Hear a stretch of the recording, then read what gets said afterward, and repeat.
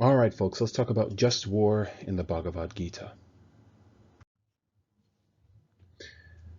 So what is the Bhagavad-Gita? Well, literally meaning the Song of the Blessed Lord. The Gita is a 2nd century BCE Hindu spiritual text containing the teachings of Lord Krishna. And the Gita is part of the larger Hindu epic, the Mahabharata, which chronicles the cataclysmic Mahabharata war. Now, there are two major questions that are raised in the Bhagavad Gita. The first is, how do human beings achieve moksha, or liberation?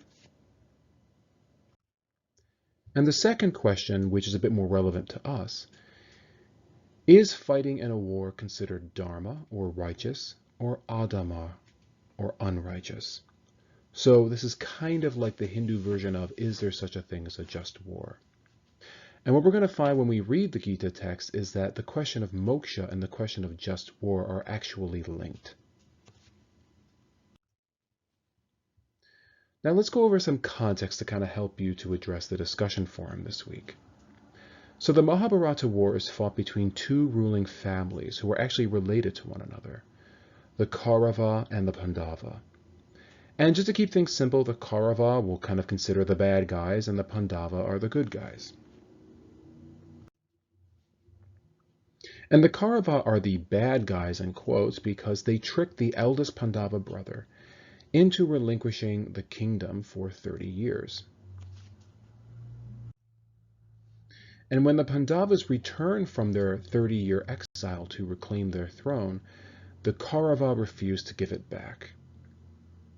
And despite several negotiations led by Lord Krishna, the result of this action is a cataclysmic, enormous war between these two ruling families.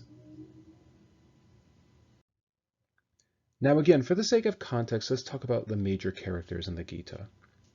So as I mentioned before, this Mahabharata war is between two related ruling families, the Kaurava and the Pandava.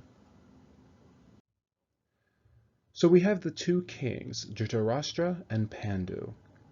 And Dhritarashtra is the blind king of the Kauravas, or the bad guys, and Pandu is deceased before the War of the Mahabharata begins, and he is the brother of Dhritarashtra. So again, they're brothers and therefore cousin families. Also on the side of the Kaurava is Bhishma, who is the eldest of the king's son, who we're going to find is wounded in the battle. And then we have Vyasa, who is this wise sage, and Sanjaya, who is the storyteller. And Vyasa has the gift of clairvoyance, where he can see events in the past, present, and future in which he isn't present. And he gives this gift of clairvoyance to Sanjaya so he can tell the story of the Bhagavad Gita. So in other words, Sanjaya is basically the storyteller. And then on the side of the Pandavas, we have Yudhishthira, who is the eldest son of the Pandus, and he is the one, of course, who loses the kingdom. And then we have the two most important characters of the Gita, which are Prince Arjuna, who is the third of Pandu's 5 sons, and Lord Krishna, who is an advisor to the Pandavas and Arjuna's chariot driver. So now that we know what the Gita is, we have some context with respect to the Mahabharata war between these two ruling cousin families. Let us read the Bhagavad Gita.